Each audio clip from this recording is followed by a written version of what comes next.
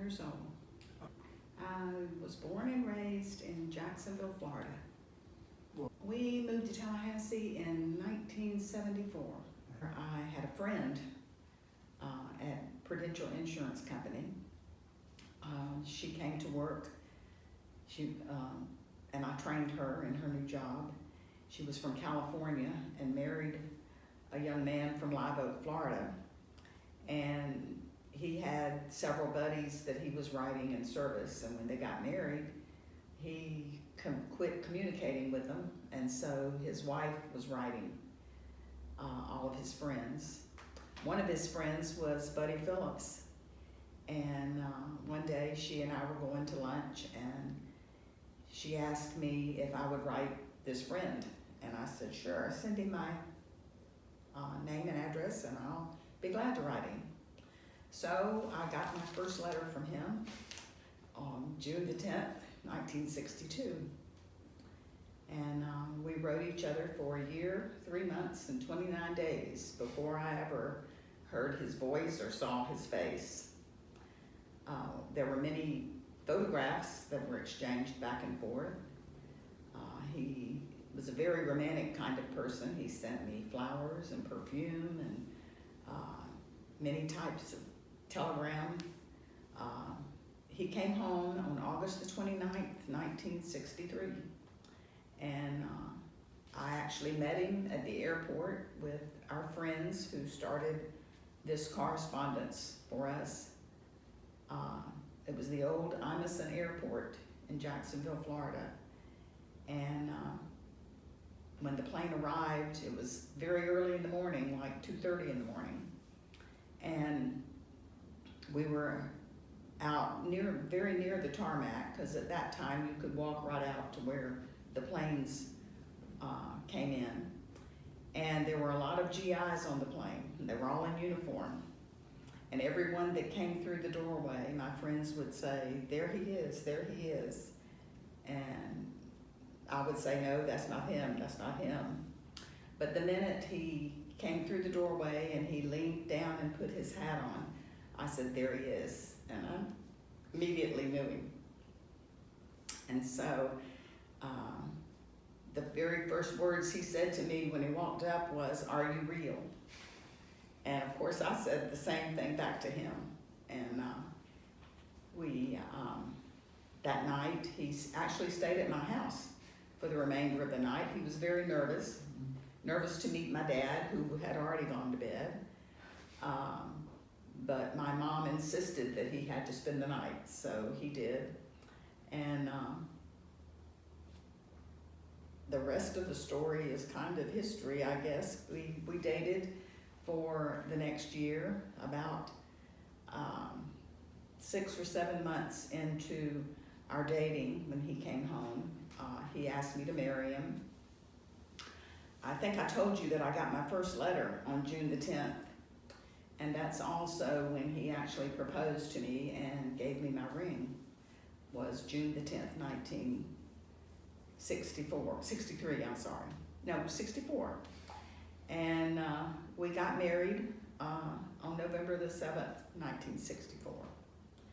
And very happily married for 44 years until his death on June the 10th, 2008.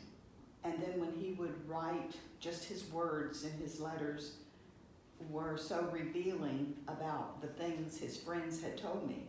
So I knew it was true. I knew he was honest. I knew he was a country boy, a real Southern gentleman.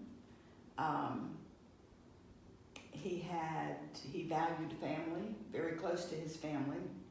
It just became more and more that I knew that this was someone I wanted to know better, because that's when it began, and so many things from that date forward.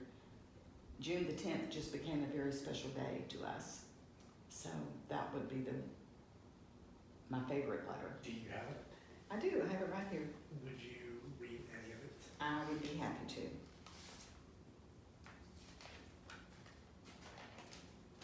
So we wrote the letter on June the 5th, 1962. I actually received it on June the 10th, 1962. He says, Dear Mary Jo, I received your address a couple of days ago from Marcia. I wrote to her and asked her to find me a very cute and nice girl to write. The way she described you in her letter, you are perfect. I don't know how much she told you about myself. I'm 23 years old and a little under 6 feet. I hate to say it, but my present occupation is connected with the Army for the next 14 months. I plan to go into law enforcement when I get out. I'm with the military police stationed in northern France. The duty is good, but I don't care for this part of France too much. Southern France is a lot better. The climate is like Florida's. I have been to Paris 6 or 7 times and I really love it. It sure is a beautiful city. I know my way around pretty good now, and I go every chance I get. I have been to several more countries, but I'll take the States over any of them. Germany is more like the States than any other country I've been to. I don't know if Marcia told you or not, but my home is in Live Oak. That's a small town about 85 miles west of Jacksonville on US 90. John and I went to school together until about the 9th or 10th grade, when he moved to St. Augustine. He lived across the street from me and is like a brother to me. We have always been the best of friends. My parents live in Live Oak, where my father has a farm and a laundry. He is also the mayor. I have a sister older than I who is married and lives in Virginia. I have a sister around 15 and a younger brother around 9. I am sorry I don't have a picture of myself now to send to you, but we made some Sunday, and if they turn out good, I'll send you one.